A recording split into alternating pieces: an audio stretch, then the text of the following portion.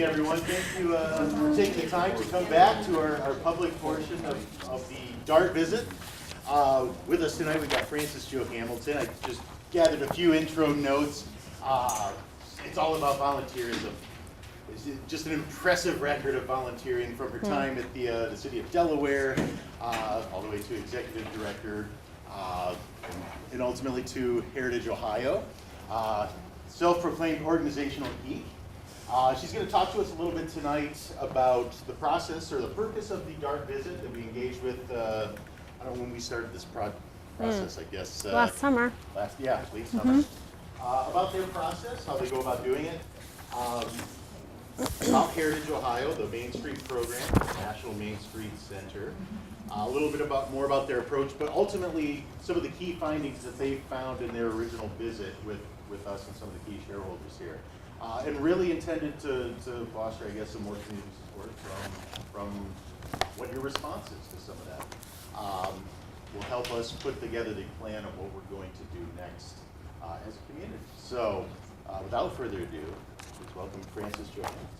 Okay. Oh, no claps necessary. So we were having a little bit of conversation before you all got here, and this is a little bit more of an unusual visit for me. Most of my return visits to communities only involve stakeholders and not necessarily the full community. So you'll forgive me if there are a few hiccups as we move through our time together, but please feel free to stop me if you have any questions. I do want to just kind of give you a little bit of background on the DART visit and why we do these visits to communities.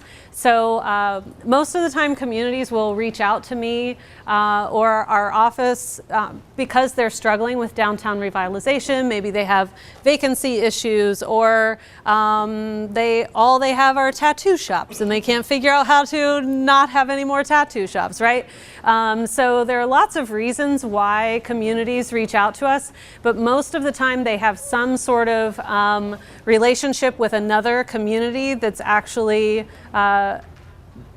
using the Main Street approach to revitalize their downtown. We do have 23 full Main Street communities across the state, and I believe we're at like 38 downtown affiliate programs.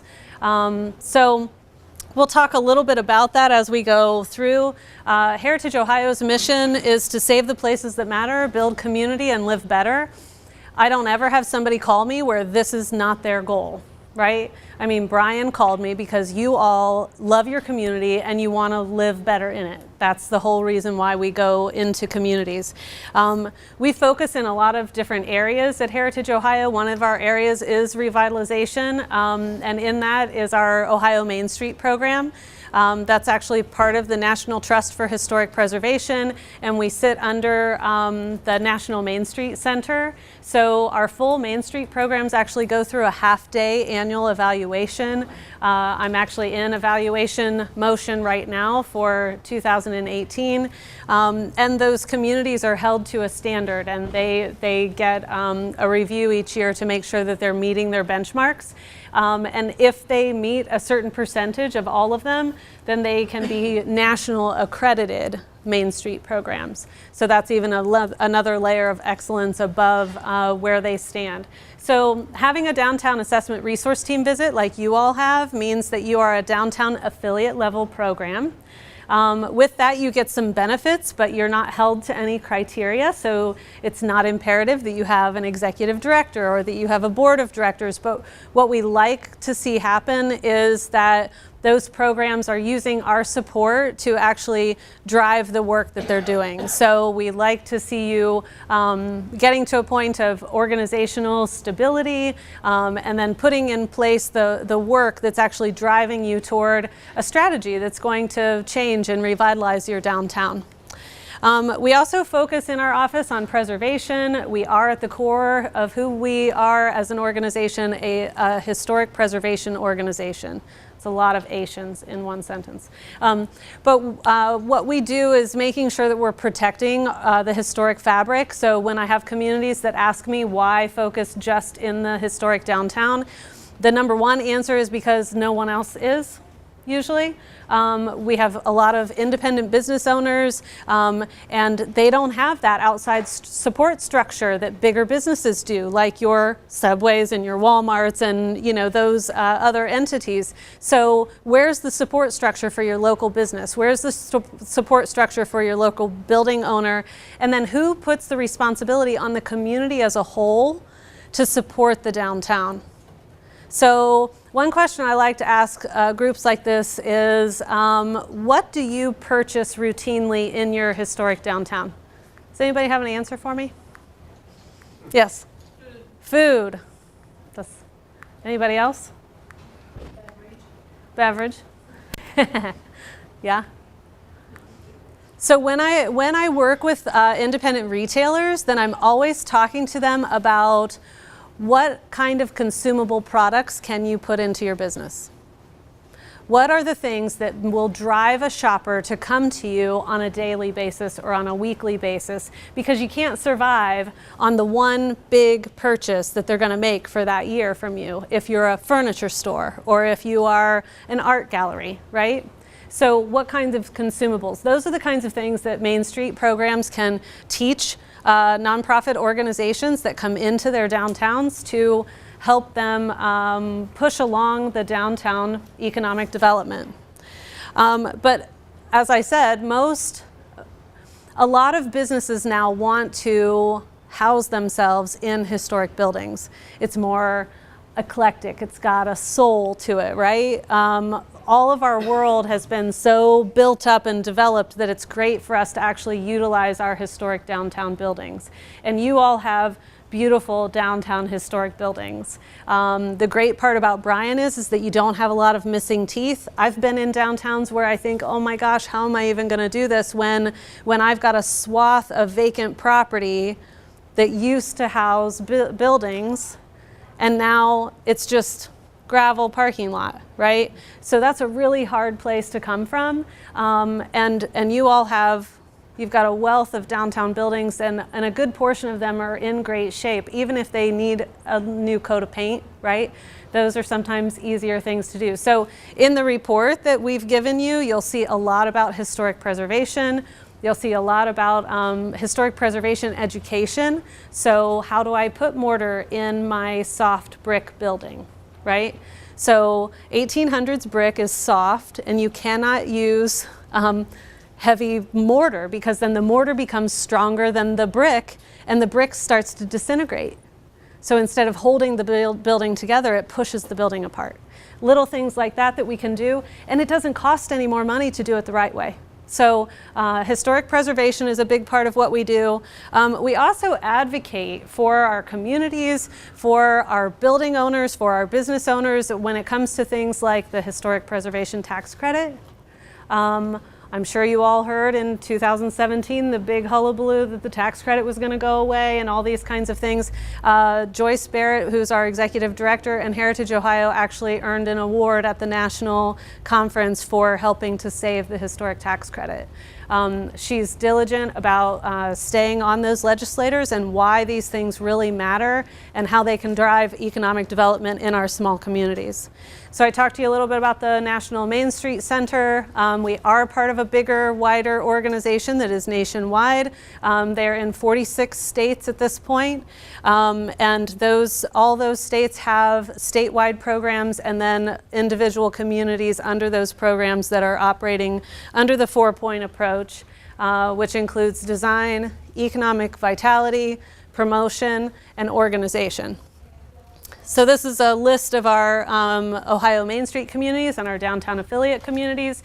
You can find this on our website along with clickable links that will lead you to their websites. And so I just want to talk to you a little bit, especially for those of you that were not here when we came the last time, so that you kind of understand the tenets of Main Street and how this program functions.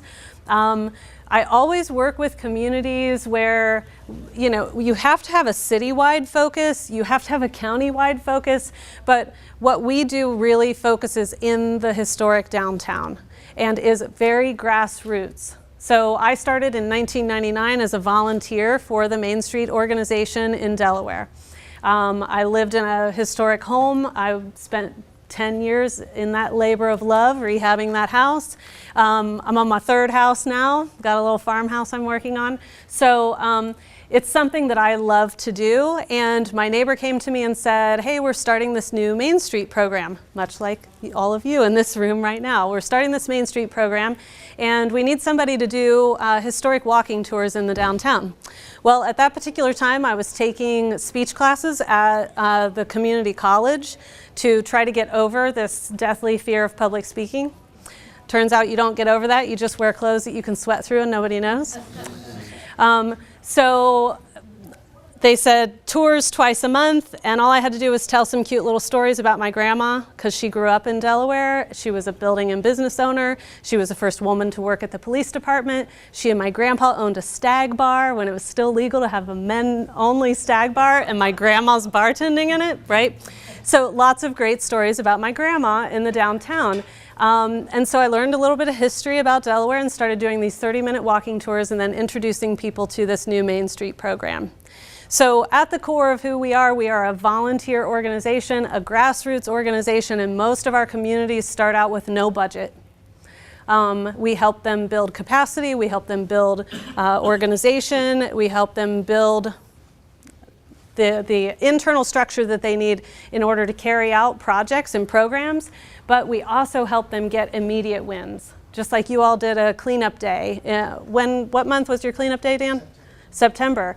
Those are the kinds of things, you know, when somebody spends 8 hours scrubbing downtown sidewalks, that's the person that will never walk over another piece of trash in your downtown.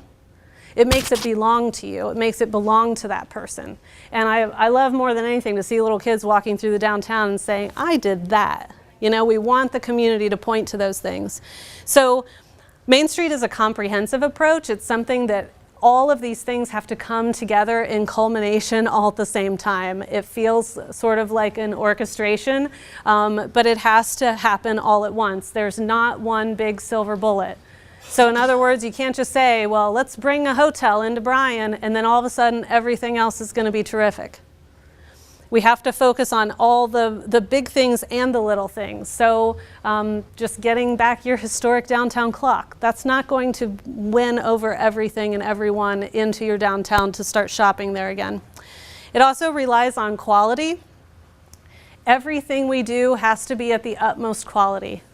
So if you have 60 flower baskets and 30 of them are dead, then maybe let's scale back, do better, only plant 30 flower baskets. If I can only keep 30 alive, then that's what we'll do. It's a meaningful public and private partnership. So this is a combination between your city and the local organization to make things happen in your community. So you all could not have scrubbed downtown sidewalks using fire hoses if you didn't have cooperation from your city and your local fire department, right? So these kinds of things all have to happen together in coordination with each other. One of the greatest times for me as the executive director was when we would install our downtown Christmas tree. So every year we get a Christmas tree donated, and when I became the executive director, I said, okay, where do I get this tree from? They said, don't worry, the tree will come. It's not the way I operate. So I was, of course, a little concerned about this, but it did. I mean, somebody just called me and said, hey, I have an overgrown tree. The city went out, assessed the tree, took the tree down. They hauled it into the downtown. The crane service, Oberfield's crane service, came and donated their crane to crane it into place. We have Warner Metal Works in town, and they designed this big giant tree stand for me. The tree's actually installed on private property where we lost a building years ago to fire. And when the gentleman who owns this property bought it, he called me up and he said, I understand that the Christmas tree goes here every year, so what can I do to make that easier for you? I said, oh man, that'd be terrific. What can you do? Well, I don't like to haul an extension cord across the lawn because people are constantly tripping over it. So he put in a terrific tree hole. There's electric down in there. There's a little ladder down in there. I mean, everything that we needed, this property owner did that. And then that day, we put the tree in place. The community comes and decorates the tree. It's one of those really feel-good moments when everybody came together and saw the benefit of working together. This is my volunteers scrubbing sidewalks in Delaware with using fire hoses. So the city often doesn't mind putting into this type of organization because they're getting back, well, typically $33 for every $1 that they put into a Main Street program. That's the return on investment. And most of my communities, the city would have to hire at least 3 full-time staff people to replace the volunteer hours that come out of a Main Street organization. It involves changing attitudes. One of my very worst experiences in Delaware is I was at this great event and everything's terrific, everything's going so well, and somebody comes up to me and says, yeah, that was pretty good for Delaware. Well, shame on you. You know, those are the kinds of things that you hear in communities all the time, and most of the time it's from the people that have lived there the longest. Oh my goodness. So it's about changing the attitudes of the people that live there to, first of all, never perpetuate negativity. If you hear something negative, don't say it again. And to be positive about our community, and then also looking at the way things really are. So I was sitting at a table with a reporter one time, and he said, you know what Delaware really needs? Well, I just love those kinds of conversations. I said, tell me what Delaware needs. He said, Delaware needs more restaurants. I said, do you know how many restaurants we have right now? We had 26 eateries in 6 square blocks. He didn't know because he just went to his office and then he went to the coffee shop and he went to his office, he went to the, you know, we use our downtowns, but we stop really seeing what's there.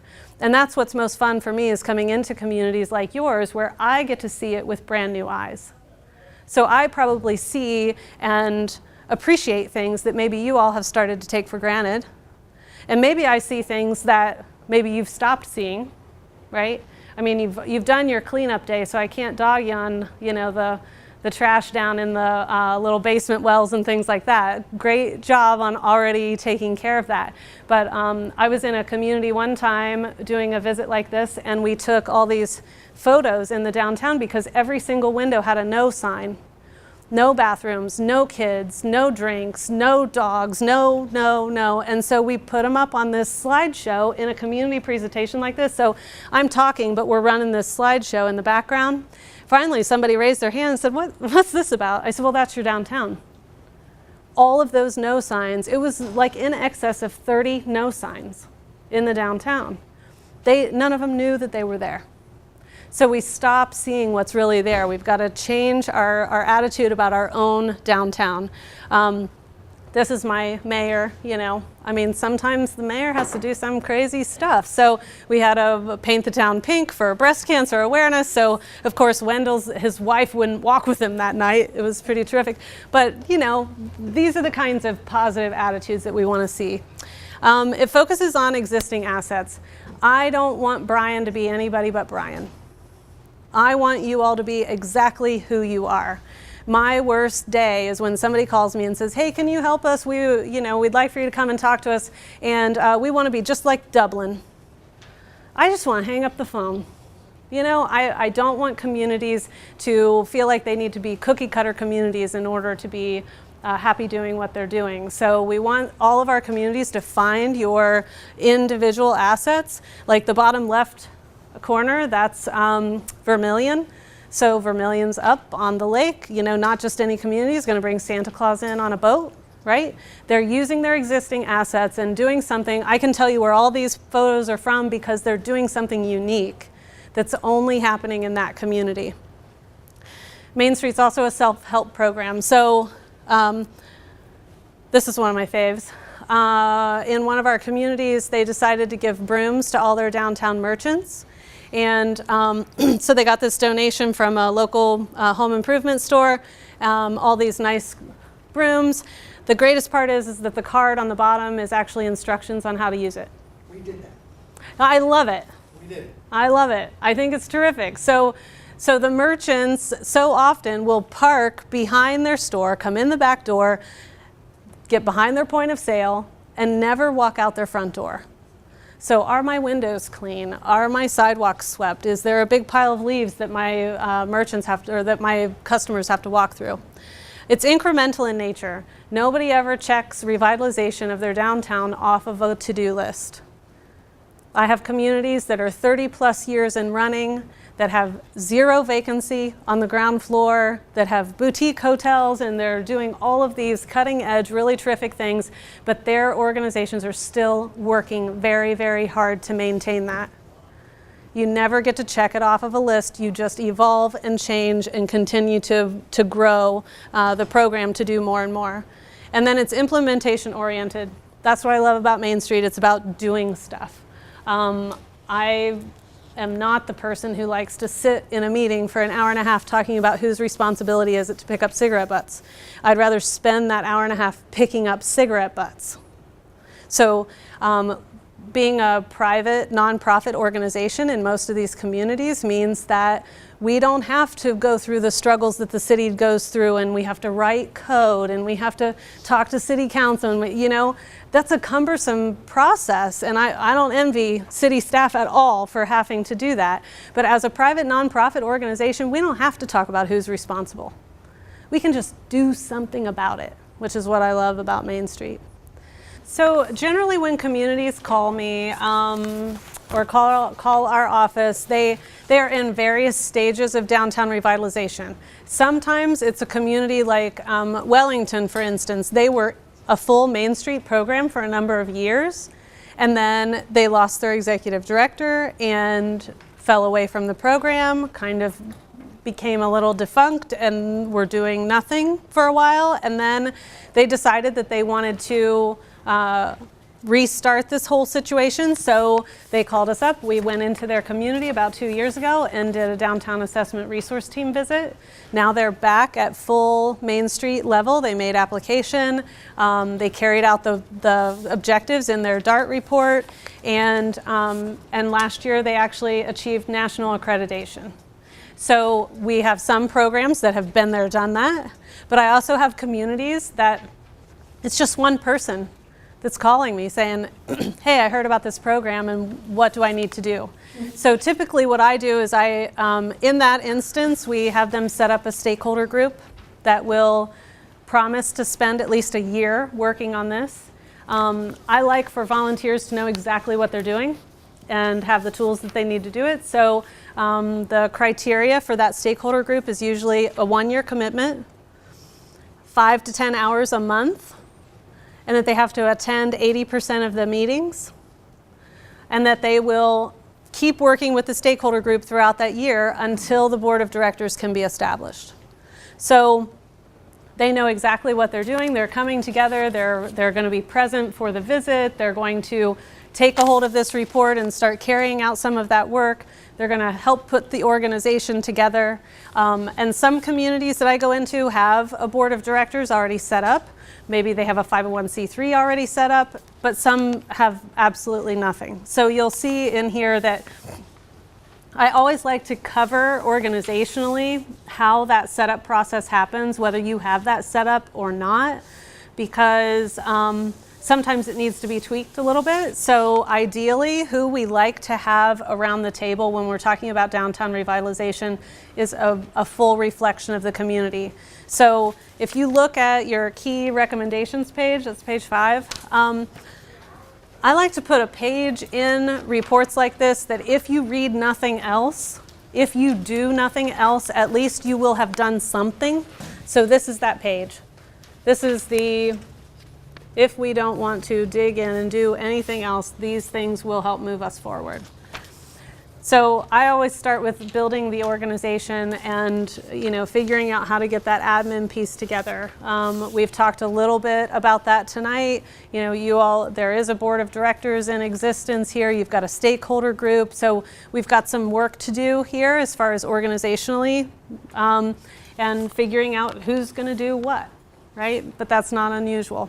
Our second point on here was upper floor housing. So having and utilizing those second and third stories in the downtown means that I'm increasing my economic vitality in the downtown exponentially when I can get people actually living downtown. People who live in the downtown spend a lot more money downtown than people who don't. So, but most of the time it takes engaging those property owners, figuring out what's the holdback from actually developing those spaces? And then do you have a building department that's actually well versed in the chapter 34 in the building code, which is the alternate building code for historic buildings? You do not have to have an elevator. You do not have to have an escalator. Most of the time, you're not even required to have sprinkler systems. Not that I would deter you from that, because I think it's smart, but it's not always required. So depending upon the change of use, depending upon the occupancy capacity, those kinds of things, and most downtown historic buildings were utilized for apartments and living spaces anyway. So a lot of them, it's not even a matter of a change of use in those downtown spaces. One of the projects that we encourage our communities to do is an upper floor tour. It's great if you have finished spaces and unfinished spaces. People love to get into places that they are not normally allowed to be in. So, charge a $10 ticket price and have an upper floor tour of some of these finished and unfinished spaces and let people take a look. You might be surprised how a potential building owner might come out of that, or somebody that would be interested in rehabbing a building in the downtown. But more than anything, especially if you have finished spaces that you can show as well, the fact that it's not just putting a coat of paint on and laying some new carpet that's required. Most of the time we're talking about HVAC and electric and plumbing, and there are a lot more things involved in rehabbing our second and third story spaces. So the third point on here is recognize what Bryan has to offer and build upon it. So I would love to hear from you. What do you all feel like Bryan has? What kinds of assets do you think you have? Anybody? Courthouse. So how can I build upon that? How can that help me? As a focal point? Yes. I just moved back a couple years ago after being gone for 35 years, and I'm so happy to be back. I've been in Miami, Florida. I love the limited amount of traffic. I love the seasons. I love the neighborhoods and the neighbors. Even my husband, who grew up in Miami, drove by a friend's house and said, "There's a car in front of her house. Do you know who it is?" And so we go over and check, and I love that sense of community. Sure. And I think I have been happier than I've ever been being back here in Bryan. That's terrific. So what drove you away for that amount of time? Got married, and the Oh. job was down there, and then Those darn weddings will get into trouble every time. Yeah, I know. Decided to stay, and then I finally got tired of hurricanes and Oh. traffic and the fast pace, and I just love that. I have done more in Bryan in probably the 2 years that I've been home than I've probably done in 35 years. We go to the plays, we go to the concerts, we don't have to pay $25 for card. So, I mean, it's just, for me, it's been a joy. That's terrific. That's terrific. See, and sometimes that's the perspective that we don't gain until we leave a place and then return to it, right? It's so unfortunate. I wish we could all see it all the time. Thanks for sharing. Who else? Yeah. Go ahead. The one thing that we've always had and we always will have is the Machindo Aquifer. And I'm not going to get into that debate, but what I'm saying is we always been the Fountain City. We finally have a fountain downtown. We have 2 fountains actually. We should have 15 fountains. That should be our calling card. And that is so unique. I don't know of any other place in North America that's called the Fountain City. Sure. We could be it. That could be our calling card. Maybe something in the mission statement should say something about flowing. I think one of the things that we have is the very basic structure of the downtown, the courthouse square. It's just it's the type of things that places like Levis Commons in Toledo tries to recreate. We have it, it's real.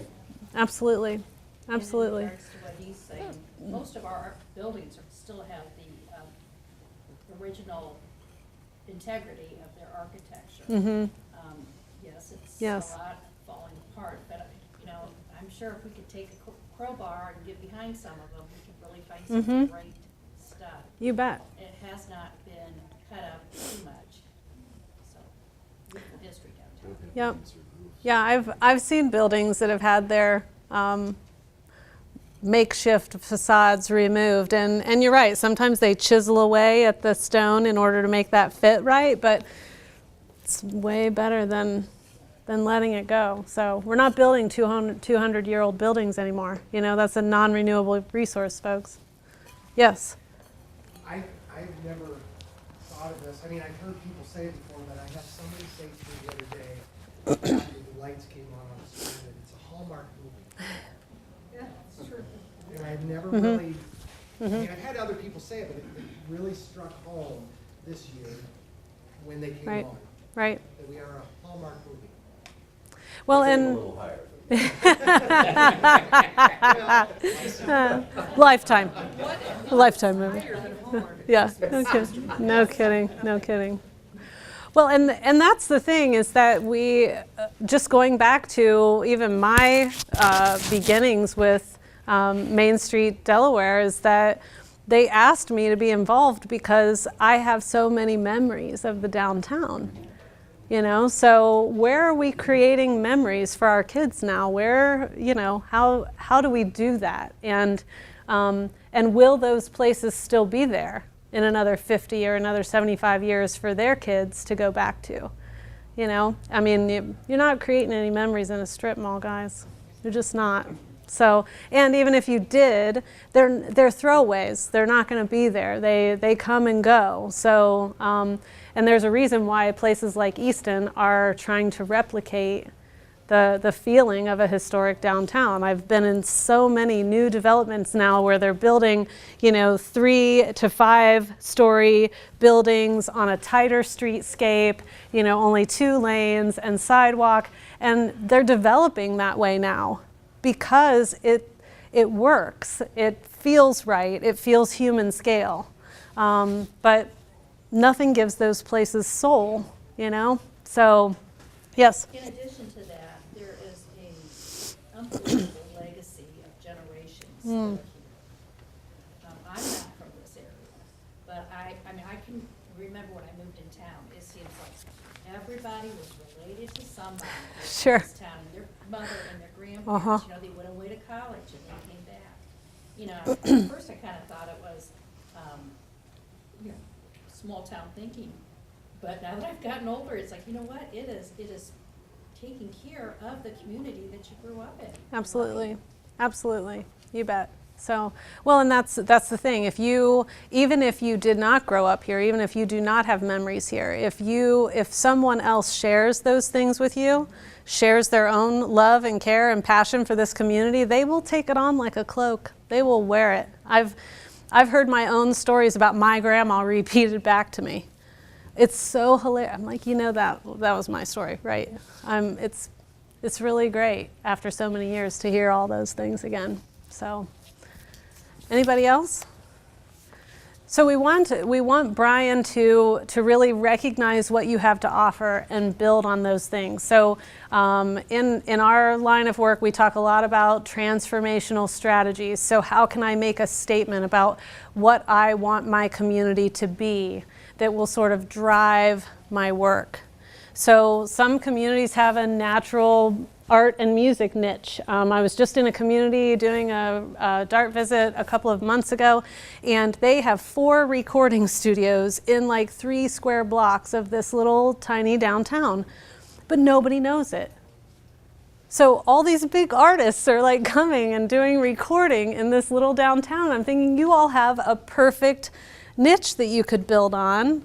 You know, it's already there. So that's what we want to see our communities do, and that I'm hoping that you all will do here in Bryan is, what is it that makes you genuinely who you are, and how can we build on that and make sure that it continues to be an asset, and that those things are respected going forward and focused on, and that we can share it with the people that didn't grow up here and didn't know.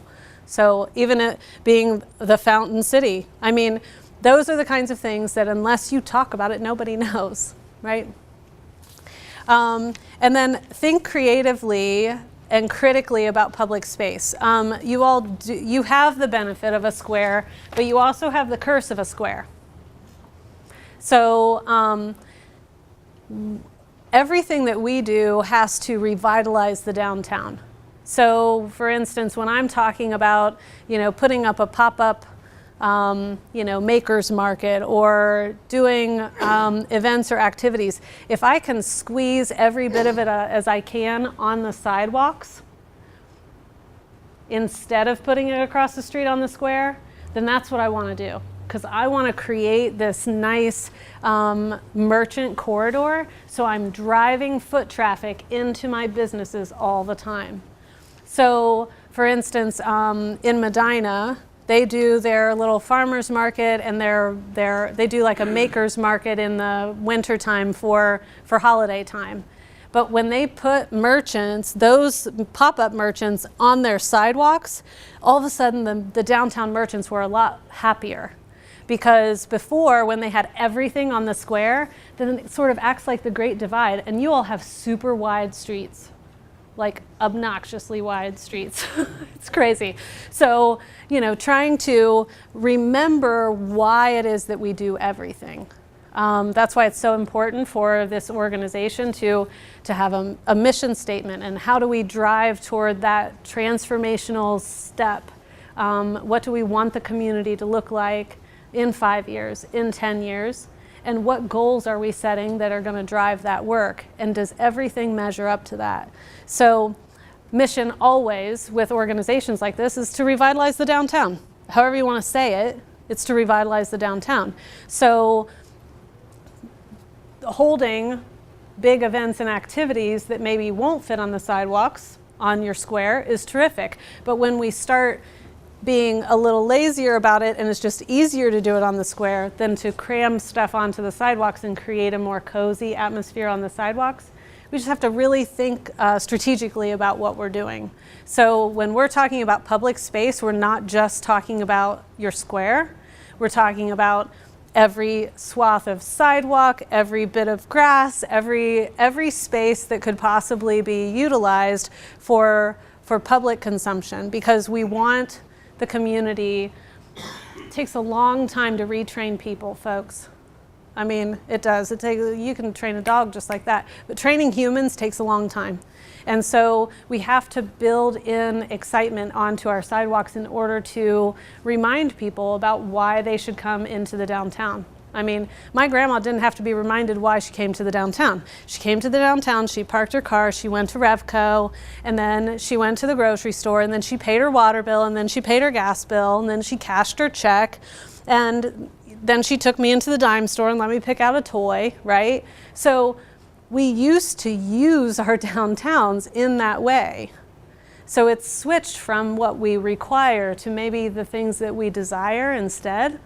So how do we take our public spaces so that when I'm done shopping or eating, then I don't want to leave. I want to get a cup of coffee and sit on the sidewalk for a while. We want people actually utilizing the public spaces in the downtown. So that's our final key finding for you, is to take advantage of your public spaces. I mean, you've got nice wide sidewalks too. So why not have chairs and benches and protruding signs and open flags and things like that that are actually drawing attention to what's happening in your downtown. Does anybody have any questions, comments, stuff you want to talk about? Yes? When you spoke about the affordable housing in other areas, do investors come primarily or from or do they come from maybe developers who have experience in that area and might not be so local? Yeah, it all, really all depends on the community. So I've seen some communities where the building owners that are there are like totally endeared to the community and they want to see this type of progress happen. So then they start putting money into their buildings and rehabbing apartments. But I've also seen other communities where even the Main Street organization has started to court outside developers to come in and take a look at some buildings, or you know, you have to have space available for that to happen. You know, do you have buildings that are for sale? And if you don't, or if you have vacant buildings, can you push those people to put their buildings up for sale? So how do how does that acquisition happen? But the Main Street organization can definitely start facilitating relationships with building owners, developers, and I have other relationships with other communities where sometimes a developer knows a developer. It's really a relationship kind of situation, but I've seen it happen both ways. So, and most of the time those apartments, when they are developed, you never see a for lease sign. I mean, it's amazing how, and it's not just young folks that want those downtown apartments, it's retirees too. It's people that are like my mom's age that want to live without a yard, and I don't want to have to worry about, mowing and gardening and all this kind of stuff, and they want to be close to everything and walkable. And I mean, when I lived in a loft apartment, I didn't even own a car. I did a car share situation with a couple other folks, and it's terrific to not have to pay for a car. So, anything else? What's your personal opinion of our signs? So, you mean your like downtown business signs? Yes. I think they could be much more pedestrian friendly. I think that in most instances they're maybe a little on the dry side, and that's probably because of your design review being too, stringent. I personally, it's historically accurate to have protruding signs off of every building, so that they are, viewable to pedestrians and people driving through the downtown. And I feel like all communities that I'm in anymore are not hard enough on temporary signs, and that they really need to be temporary, and they need to eventually, we saw a few banners and things like that were, it looks like everything's temporary when that happens. So, and I like creative signage. I don't think that there's anything wrong with something that's a little edgier. I think signage can be a way to kind of upgrade the downtown, but I think you need to have design review and allow for the variances where they're necessary. Right now, our signage has a code, right? Mhm. Where you can't Yeah. make it so this big or that long, or? And I think that's good practice. I don't like to have window signage that takes up too much of a percentage of the window. I think that there are good standards, and I'm not by any means opposed to standards. I think that they're necessary, but I also think a standard against any protruding sign is not historically accurate, first of all, and it kind of leaves you to, if I'm walking down the sidewalk, then I'm doing this to try to see the big sign. Why do I need a big sign on the edge of a building like that? Even when you're in a car, you can't read that. So I think it could be more interactive for pedestrians. And if you want foot traffic, then you have to cater to people who are walking, not the vehicles. What do you recommend for owners of the downtown properties that don't live here anymore? They inherited the property, whatever, they're long gone, they look at it as a cash cow, oh, it's worth $600 a month, whatever, and it's only worth $2. And of course, if it's only worth $2, you can't afford to take care of it. Right? How do you get them out of the picture, make it where they realize Yeah. it's not worth that much? Yeah. Sell it to somebody that wants to do something. So we've had lots of communities have success with a vacant property ordinance. One of the so this is local legislation that your city and city council can put into effect. That means that you can write it to say whatever you want it to say, but if it's not painful, it won't work. One of the most successful ones, I think it's Millersburg, and it's probably in your folder. But what they did was it's a vacant property registration. So if I have a vacant property that no one is leasing, and I don't have it for sale, and I don't have it with a realtor, and I'm not trying to, I'm not rehabbing it, then I have to pay a registration fee to the city. So in Millersburg, the first year it's a $500 fee. Then it doubles every year. $1,000, $2,000, $4,000, $8,000. It's a super painful state of affairs.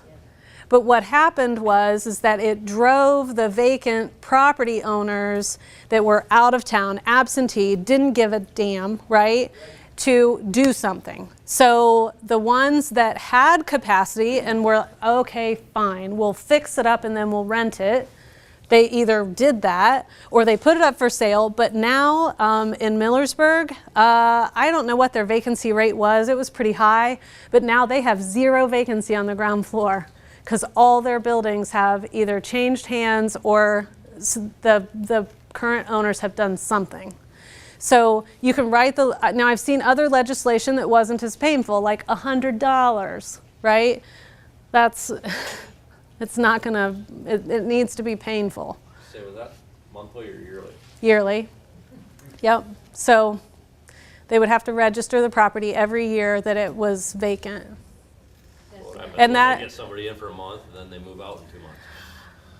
That's where you can write your local legislation to say it has to be rented to an open business for X number of months out of the year in order to count as not vacant. And that goes for occupied vacancy too. Just I'm keeping my crap in here does not make it occupied. Right? Those are occupied vacancies. I hate that when I just put all my stuff in there and then it needs to be open for business. The ground floors need to be open for business. So, and like I said, it's local legislation. There are several examples in there. I think Cambridge did one too. Most of the time, your biggest advocate for that is the fire department because vacant buildings are dangerous. And vacant buildings that are adjacent to other buildings, where's my coffee shop owner? Right? So if you have a vacant building next to a viable business and this building catches on fire, then guess what? It can be devastating in a downtown to have a fire. And most of the fires that I've experienced have been because of vacant buildings. Yes? Did you say earlier what are most successful, or what most helps revitalize the downtown in terms of the types of businesses? Just a nice mix of businesses. Now, if I can get my building owners to be more intentional about recruitment and not put offices on the ground floor, move the offices upstairs or out of the historic downtown. But having, a nice mix of merchants and restaurants and like entertainment theaters, that's your Lazarus and your JCPenney's of your mall, folks. Those are your anchors, and that's what's going to feed the downtown. And then I always get the question, well, how many restaurants are too many? Well, if I want to capture people to eat in my downtown at least 7 days a week, then I have to have at least 7 restaurants because I don't want to eat the same stuff every day. At least 7. And I just don't think communities that are doing this really well, there has not been a capacity at which the restaurants start suffering. I see lots of small downtowns where they're jamming restaurants in like mad, but we're in such a foodie situation. Same thing with breweries and coffee shops. Because even if there are 6 coffee shops in my downtown, I like the chai tea from this one, I like the hot chocolate from that one, I like my latte from this one. So everybody likes a little bit different atmosphere when it comes to those kinds of things. So those are your key anchors. But then thinking about the downtown like you would if you were a mall manager. There's a reason, folks, why they put the Cinnabon next to the Victoria's Secret, right? Because you leave Victoria's, you're like, screw it, I'm just going to eat a Cinnabon, right? I mean, come on. So somebody is strategically putting those things next to each other because it works. There are studies, there are marketing studies, there are things that tell us what works together. We had an art gallery and framing place, and it was really struggling. So the building owner actually cut a hole through the inside. You know, a lot of our buildings, our historic buildings, used to have doorways in between so that you could go from one to the other without going outside. So they reopened an existing doorway. They put a bookshop with a coffee shop in it next door. And then the gallery owner took down her signs that said no food and drink, right? So then all of a sudden she's doing better, because when there's a study that actually says that if I'm in a place where I might feel uncomfortable, like a quiet art gallery, if I have something in my hand, I will linger longer and I will feel more comfortable in that space, and I'll wind up spending more money because then I can stay long enough to decide that that art piece already belonged to me. I just got to figure out how to pay for it. Right?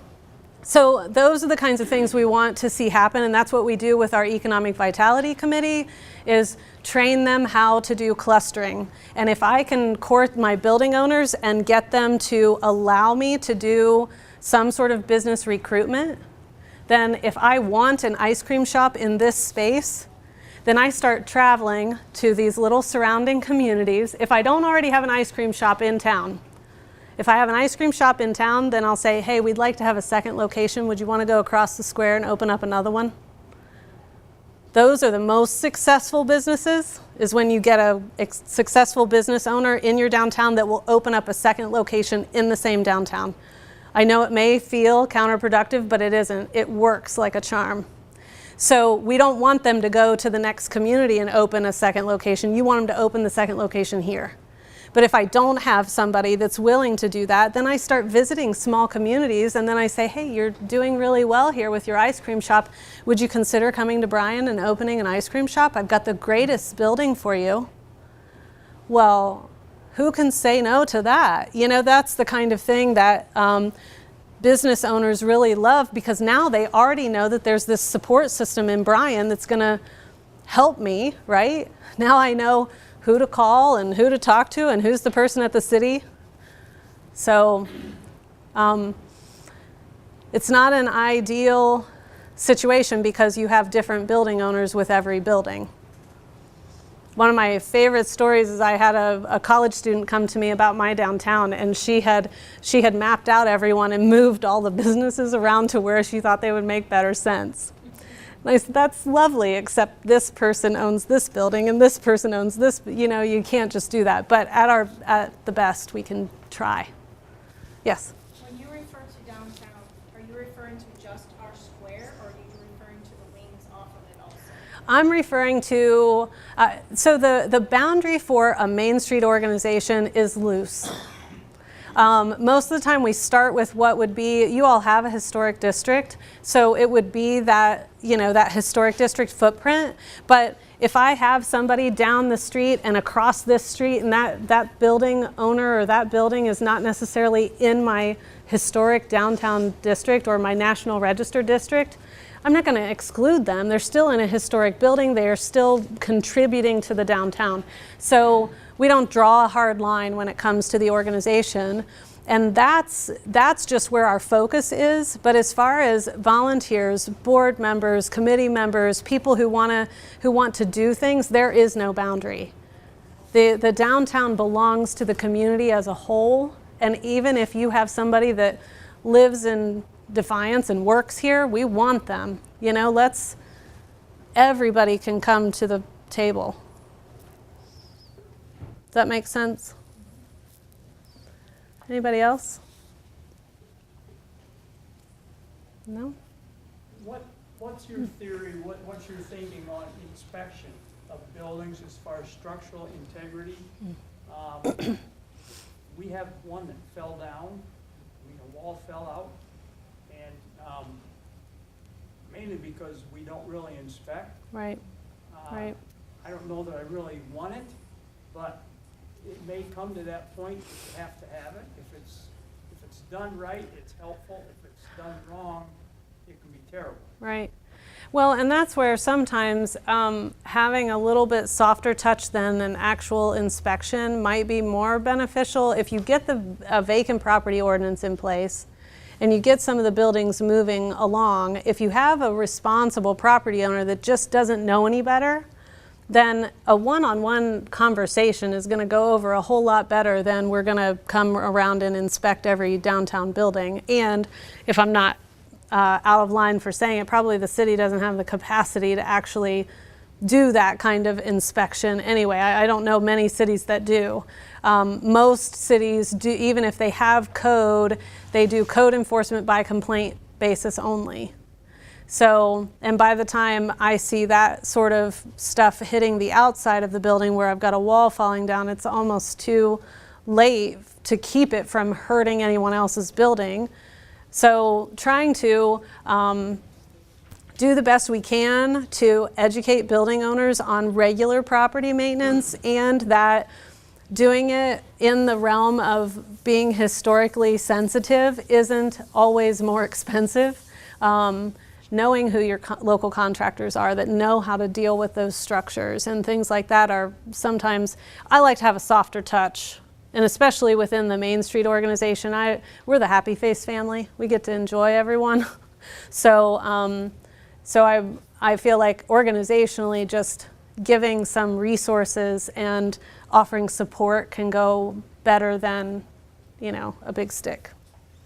Sure, and I think the city in that case is in a catch-22 a little bit, because we have really good business owners that maybe want to put an addition in or something, and they study the law and they do it right, and the fire department comes down and says to me, hold on, you shouldn't have done that without a permit.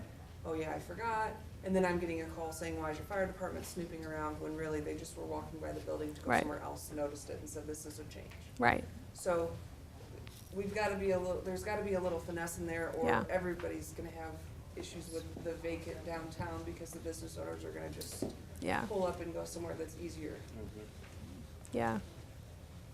I know of one city that, they would, if there was a structural problem, they would notify the owner, have to get the owner to fix it and everything. If they didn't, then the city would come in and fix it and add it to the tax duplicate. Yeah, I've seen that too. They only had to do it a couple times, and Yeah. the message got out. Oh yeah, yeah, that word travels fast. Anybody else? Yes. What role do analytics and skills training play in all of this? So one of the things that you mentioned was that you did a lot of, or there are research studies about what kind of clusters work where, and what works here and there, and Sure. I'd like to understand what the analytics side of that would be for what people here want. In terms of what's going to keep them here on a Friday and a Saturday night instead of driving to Fort Wayne or Toledo. Right. And then also, I'd like to understand about how you're going to teach people to run a business, and how you're going to teach people to run a sign from a graphic designer, or things like that. Right. Well, first of all, with the analytics, so we pulled your Esri tapestry data. So we do that for each community that we do a DART report. But I always tell communities, you have to be discerning when you're looking at data, because sometimes data's wrong. Sometimes you all just know that that is not what our community wants, or that is not. See what I'm saying? So the tapestry data is in there and gives you sort of the breakdown of, where your shoppers are coming from, and most of that's generated by credit card purchases. So it does give you some buying power type information, but sometimes it's just about, all of you talking about, okay, where are we shopping? What are we doing? The only things you all said that you buy regularly in the downtown were food and beverage. So anybody bought candles for Christmas time? Or bought I don't know, cards. I buy cards, and I'm a sucker for a really cute card. So, you know, those kinds of consumables. But if you're not buying stuff in your downtown, then where are you going? And what would make you stay here? What would make you do that shopping here? And then the other thing that we do with businesses is try to help them understand that it's the experiential shopper that will come over and over again to your downtown. So I'll give you a great, for instance, I have a friend who's a bike shop owner in one community, and I have another friend who's a bike shop owner in another community. This bike shop owner, she really just has a bike shop. You know, you can go in, you can change your saddle out, you can ride the bike for, you know, she does a great job. She's got a wealth of knowledge about bicycles. This community, he has a bar in his bike shop. Okay? And he does spinning classes, and they do a regular bike ride every week. They do a run-walk club. So what's happening over here with Otto is that he is routinely building relationship with his community members.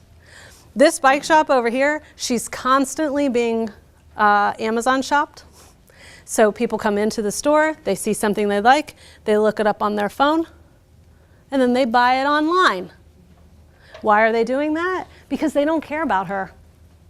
She's doing nothing to build relationship with those shoppers.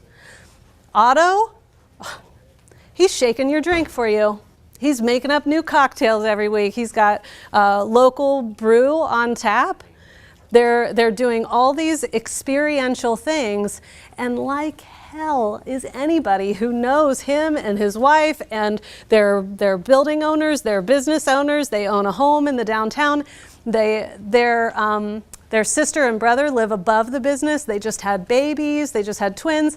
I mean, it would be a tragedy for anybody from this bike shop to actually shop them and then buy something on Amazon. So by creating experience in a business like that means that I can fight Amazon. I don't have to worry about Amazon. I don't even have to have an Amazon store. Now, I would tell you to have an Amazon store. I think that's smart to have an online presence as well as your bricks and mortar. But if I can get businesses to start building experience with their customers, then everybody can be a successful business owner. Because if I know my business owner, I mean, Otto's Bike Shop is clear in Middletown. Do you know how far of a drive that is from Delaware, Ohio? Do you know where I get all my bicycle stuff? I go to Otto every time. Drive all the way down there for stinking bike stuff. So training business owners to actually know how to run businesses, first of all, the ones who would actually participate in that training are probably less likely to need it.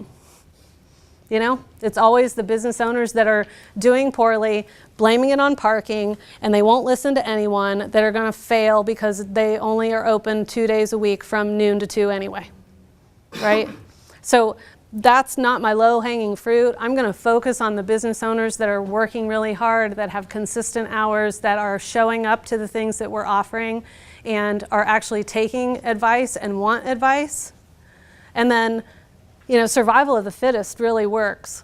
So when your buildings start to do better and your building owners start to do better, and then we've got successful businesses in the downtown that are maintaining regular hours and they're building a nice, strong customer base, then the other businesses that are not playing with everyone, eventually they don't survive, unfortunately, but that's kind of the way that it happens.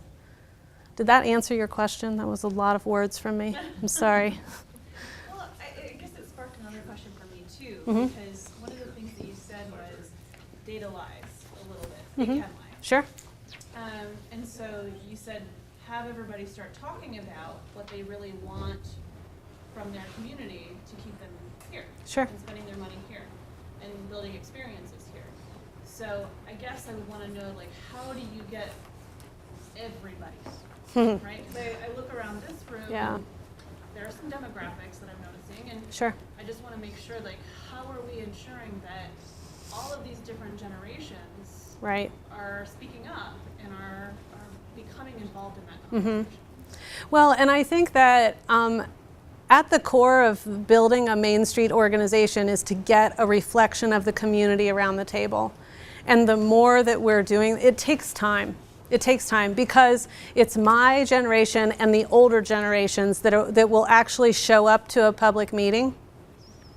You know, we've been doing this our whole lives. It's part of our culture. It's what we do. But my daughter probably would show up to a meeting because she's been trained that way too. But most of her friends that age, in the 20-somethings, they don't do this kind of stuff until they see true value in it.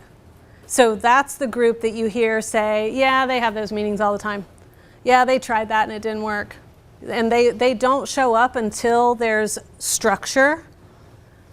But it just takes time to feel like you're really hearing from everyone. And in the session before you all got here, I talked about how I went back to Delaware and I sat on this panel and found out from being on this panel that a whole neighborhood of my community felt ostracized and left out of my organization. And I thought I was doing a terrific job of engaging with everyone, but I wasn't. And sometimes you just don't know. So, but building relationships with everyone and inviting everybody to the table is the best thing that you can do, because you can send out 1 million surveys to every home and you're not going to hear from everyone. It's hard. But we can do hard things. Anybody else? Yes? Real quick, I want to follow up on the inspection thing. Mm-hmm. I was involved with, we had like a 4-year certification, like 2 different ones. And what I'm hearing you say is it sounds like you kind of have to have a balance in between that, because I'm sure no business owner wants their place to be unsafe. Right. But I will say that 4-year certification was a very expensive Yeah. ordeal. So does an organization like Main Street come up with guidelines or recommendations or? So they can assist and support the city and guidelines and recommendations and code and all of those kinds of things. But by no means do I want this little volunteer nonprofit organization to be the one carrying the stick. So there has to be teeth in it someplace, and that has to come in at the city level. There's just no other way to make that happen. But the Main Street program absolutely should be involved in those conversations. Yes? Okay, so the screen went dead, so does that mean you're done? Yes, I'm done. Okay, so Yes. my question is, okay, I guess I must have missed the article. I don't know. I didn't know anything about downtown revitalization, what was going on. I had to see this. I live in a historic district.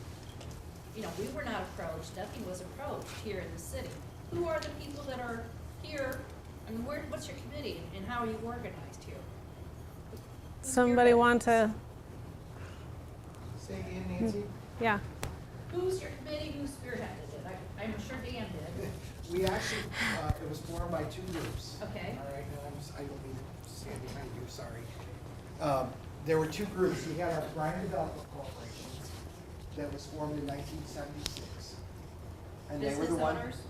No, that was a group of volunteers that came together and they put together the signage rules Okay. and they had all those things. And Tom Boyd was very instrumental in that. You remember Tom? I wasn't here in Okay. 76. Tom retired a few years back, and after he retired, then Russ Davies became president. And that was the Bryan Development Corporation.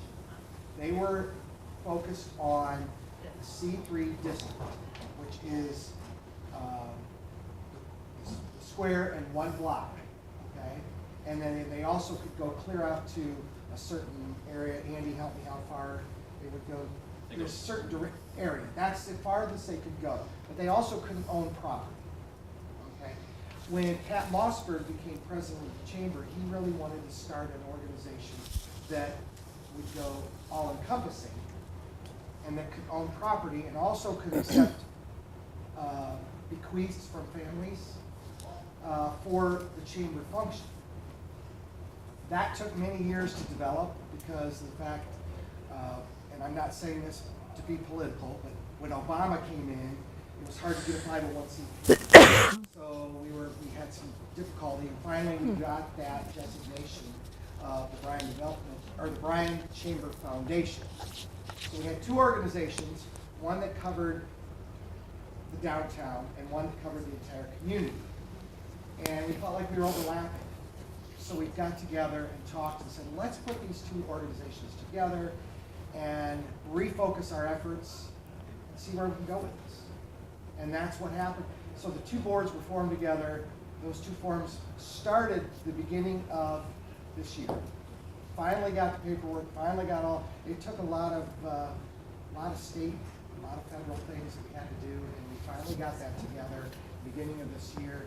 Once we did that, things started to roll. It was interesting when Kevin Maynard came back to town.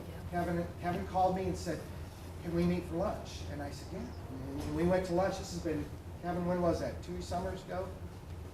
Whenever it was. And we both were talking about, we want to see this, we want to see the revitalization happen. And lo and behold, it was happening. It just was taking a long time. So I don't know if that explains to you. Well, yeah, that gives me the foundation. So now, where are you guys at? Now we are at this point where we are not going forward until we hear from community on what do you want us to do? Where do we don't want to make the decisions on our own. We don't want to go, well, we're going to go do this. Because we don't know if that's what you guys want. That's why we really wanted to get the community involved. That's why we brought DART in. So you're still at the very beginning of this. Yes, we do process. have a board of directors. Yeah. We do have a 501c3. But that board of directors is not set in stone. They're not set on what's going to happen. They want to see, what's that? Is the board here? Some of them, yes. Who are Can they stand up so we can see them? I mean, not that we're Some gonna. of them were here and had to leave, Who are because they? they were here. I'm sorry, Dan, I don't know everybody. I'm on the board, Mayor's on the board, Kevin, Mary's on the board, Mike Sharon's on the board. Mike Sharon's on the board. Then we also have a steering committee. The steering committee is additional 14 or 15 people with some board members crossing over. Dustin's on the steering committee. There was a bunch of steering committee members here earlier, and they also. The steering committee and the board has met twice together to talk about what Francis Joe has presented, what was the 1976 study that was done by Ohio State, and also a study that was done in 1999 by McKenna and Associates.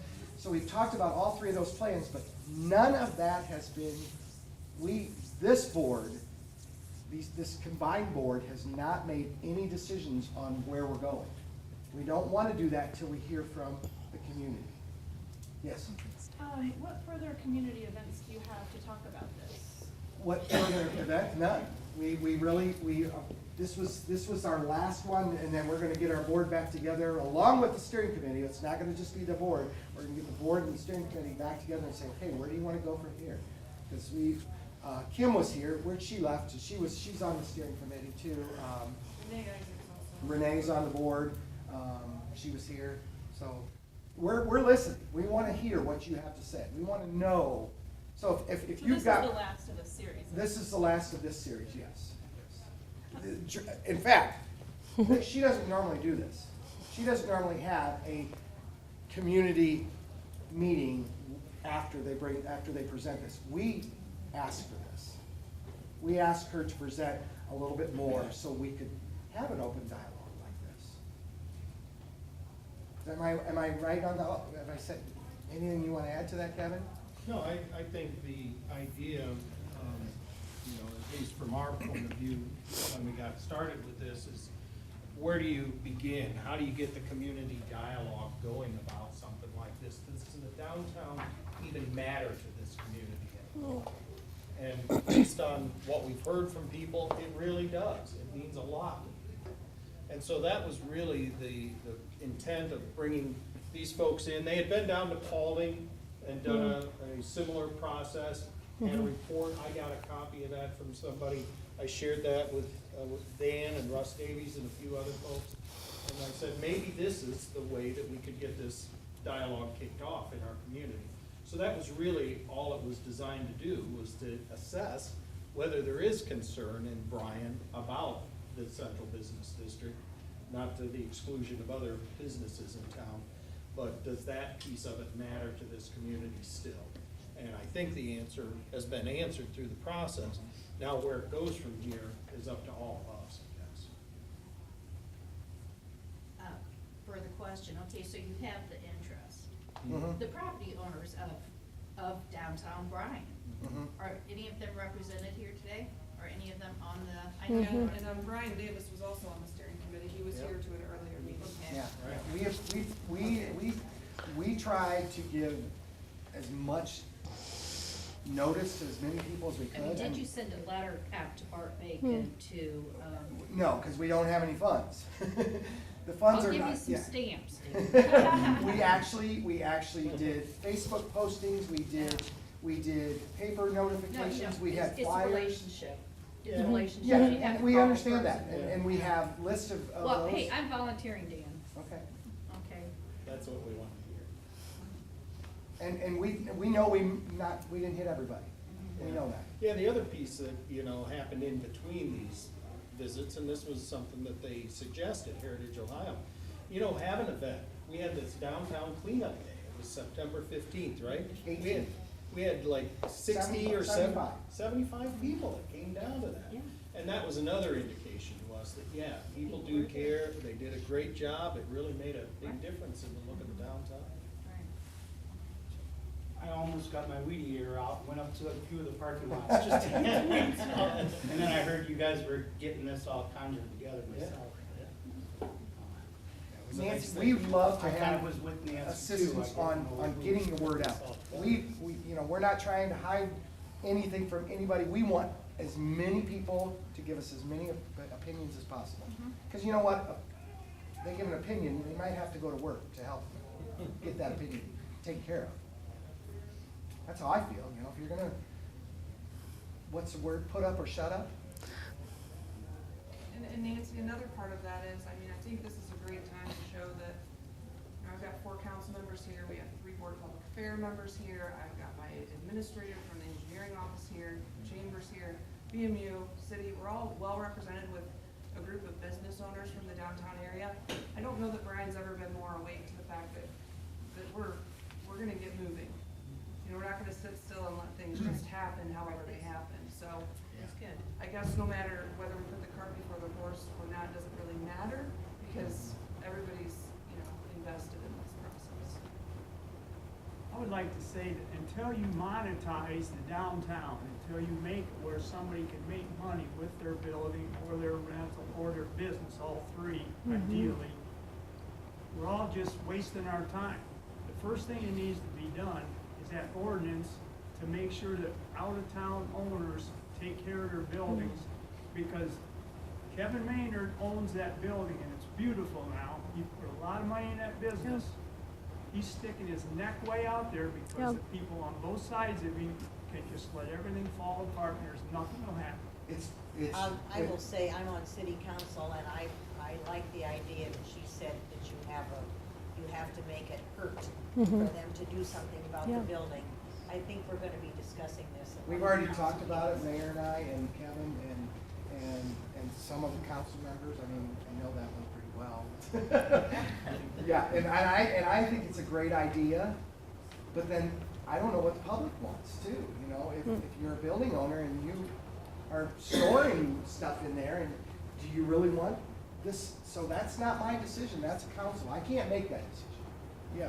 Dave, it just seems like, Dan, in life, nothing very good happens unless somebody's willing to do something dramatic. That's right. You know? Yeah. And so you can't do half measures, it seems. You can't just namby-pamby the damn place. Right. You have to get out and you have to have the courage to close the street, to narrow the streets, to do some things like, if you don't have the courage to do that crap, it's never gonna go anywhere. Right. Truly, it's not. True, very true. I'm taking you with me everywhere I go. Yes. I would like to ask What's Were you pointing to me? No, yeah, go ahead. I didn't want to take somebody else's turn, but kind of going along with that, having the courage to close the downtown and put festivals up.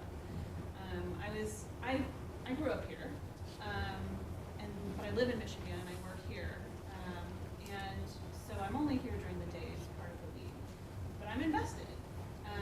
And I was in the break room at the office today, and I was looking at the Bryan calendar that I guess gets printed and gets sent out to businesses, and I was looking at December, and there was nothing. I saw a city council meeting and Christmas Day. And, you know, I think somebody here said that it's not just our courthouse, but our square that is really good real estate. I mean, you could be having festivals, and you could be, you know, using that space for outdoor seating for your restaurant. So sort of going dramatic with the things that you do with the space and not just the space itself. There are things that are going on in December, though. We have a community concert that's coming in December. We have the Toledo Symphony is coming to Bryan in December. There's a Christmas on the Square. There's that. There's a concert this Saturday night that's free. That's at the auditorium, and that's The issue so with there are our things community that- calendar, Yeah. the issue with the community calendar, we don't have a lot of people that will submit their things to us. Is there an online calendar that can get submitted later? We do have that, yes. They can submit it to us, so, yeah. But December's always a tough one to fill, too, because they don't want to commit. I'm a new business owner in Bryan, and I'm coming from outside of Bryan.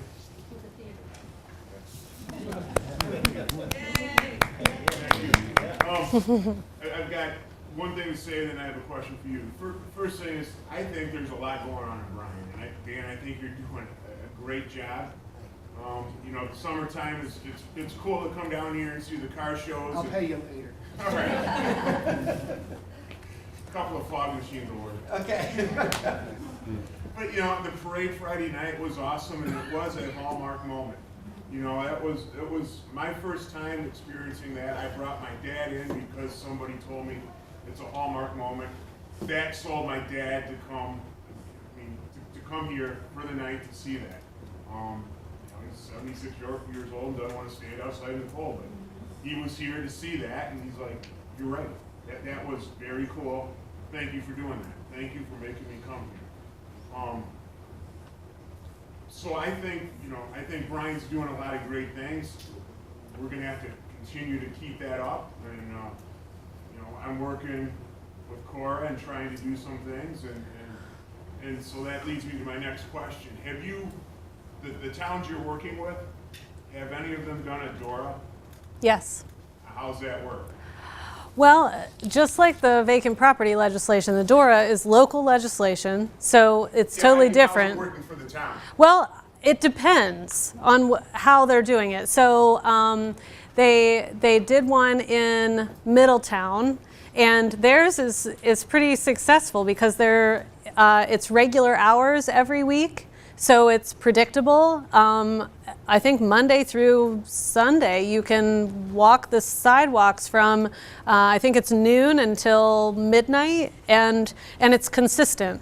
In Worthington, theirs is consistent as well, and theirs is going like gangbusters because the reason that they did theirs was because the outdoor seating areas were not contiguous with the indoor restaurants, so liquor permitting wouldn't let the servers cross public right-of-way to serve outside, but now with the DORA in place, I can order my drink at the bar at the Old Bag of Nails or whatever and walk out to the outdoor seating and sit outside with my beverage and still be waited on by wait staff outside. So that one's working really well. You can walk their farmer's market with a martini if you want to. So it's going really well. In Delaware, they went through all the trouble of doing the DORA legislation, and they said that it was going to be event-based only, and they've yet to have a DORA event. So now all the restaurateurs that have bought into this and have put in time and resources to make this happen are saying, why'd we even do this? We're not having any DORA events. So it all depends on how the local legislation is written. And for the community to actually use it, You know, there's a lot of information that needs to happen. Like when I was in Middletown and Otto was working on my bike, I grabbed my beer and I was walking down the street. Well, there's nothing on each business that tells me if I'm allowed to go in that, because it's up to each establishment whether they'll let me carry my beer inside or not. And the last thing you want is to walk in someplace and they say, nope, and they make you leave. So I just didn't walk in anywhere. So I think that the education piece definitely, even in the communities where it's working really well, the education piece is imperative. So you've got to have signage on every business that says, we welcome your Dora beverage. Or, you know, I mean, it should be done in a positive way, not no Dora, you know. But, and then when Middletown didn't do consistent hours at first, so then it's like, well, is it Thursday or is it Friday that I can do that? When, you know, so then there's always this confusion. So if you decided to do a Dora, consistency, regular routine hours, and a lot of, you know, this is how you use this as a patron. Even if, you know, I told him in Middletown, even if the criteria was on the cup for me, that I can, you know what I mean, so that I know what I'm allowed to do as the consumer. Does that answer your question?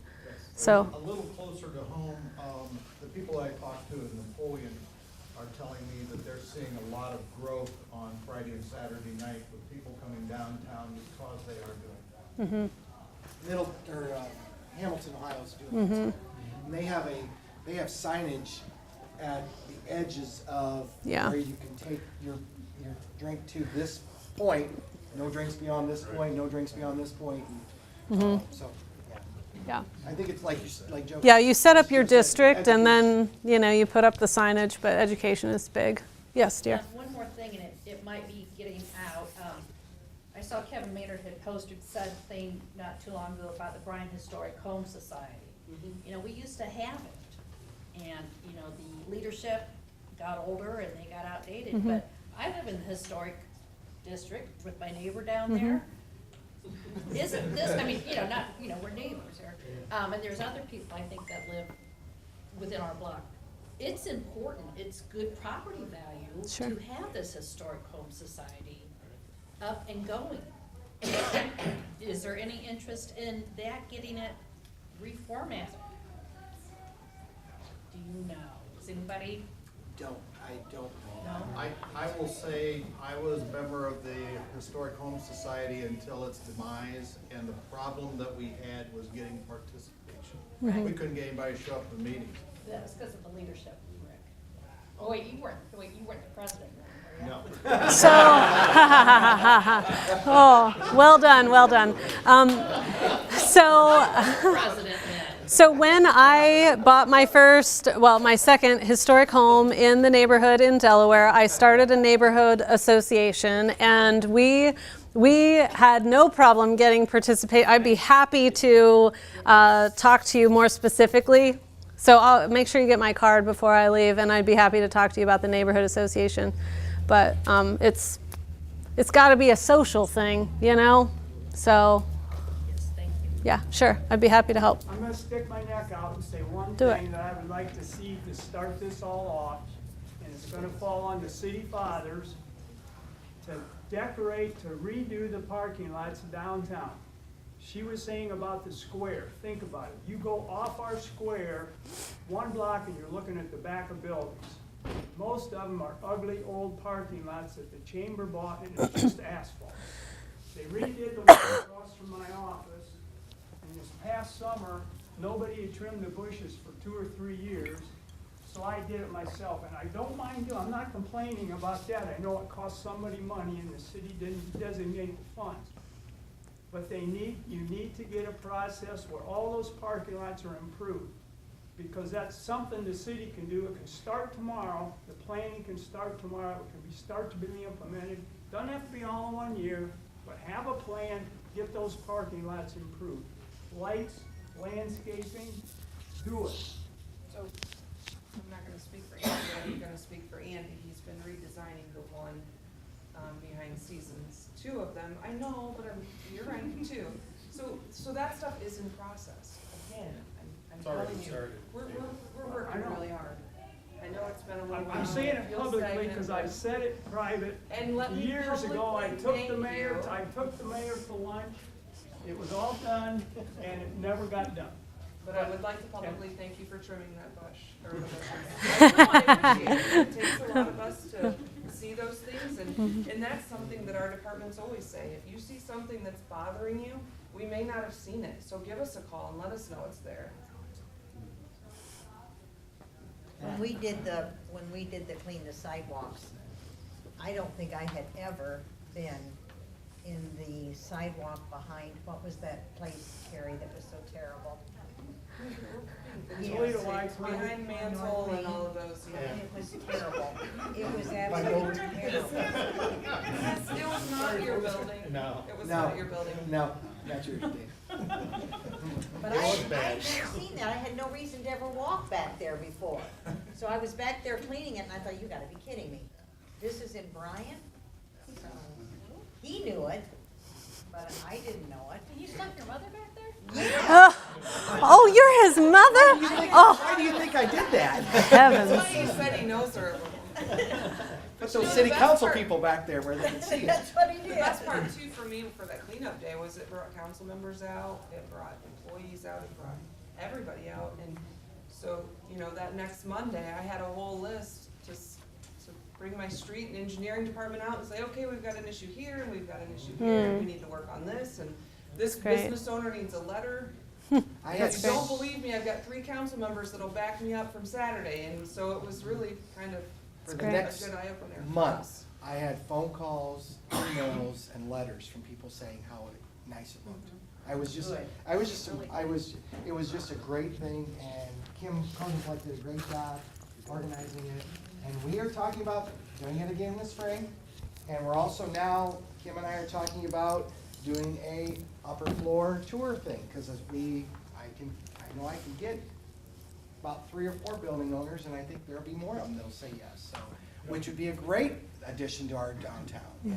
I'm so happy to hear that you're talking about the recommended legislation with teeth in it Mhm. to help take care of some of the problem Yes. buildings that we have. Yes. Because we have a gem, we just need to polish it. Exactly, exactly. And we've talked to, Carrie, I'm so glad she is in office, because she and I have been able to talk about some of these issues that, no offense to Doug, he's a great guy, I love Doug Johnson, but we have been able to talk about some of these issues that we want to really dig our teeth into and make a difference.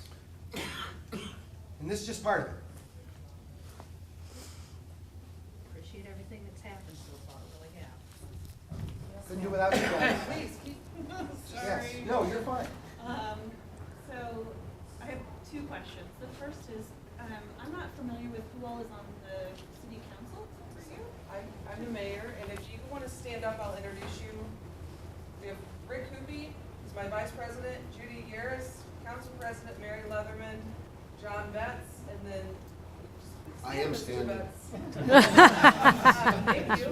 And then Kevin, do you want to introduce your board of public affairs members that are here? I also have Lynn Whelan, who couldn't make it tonight. I know Jim Salisbury is on our Board of Public Affairs. Stand up. Stand up, good. Tom Sproul, and Bob Iyer was here earlier, but I don't see. Yeah, Bob was here. See him now. But they manage the utilities here, electric, water, and communications. And then I'm the mayor, this is Kevin Mayer, the director of utilities. I Don work for the board. Charles is the operations manager. Dan's in charge of the chamber. Andy Waterston is my zoning, planning administrator for the engineering department. I'm gonna be busy next week. Just next week. And are your meetings open to the public? They certainly are. Ours They're are televised. Yeah, They're they're televised. televised on WMUTV, so ours are the first and third Mondays of the month at 7 PM at City Hall, and his are the first and third Tuesdays of the month at 5 PM in the utility conference room. And something I want to mention is that city council, you know, what Dan's been doing is fabulous, and city council has also been working on some things. So Yes. we've been working in conjunction on this. So, you know, we're all busy doing a lot of different things, and we're all heading in the same direction.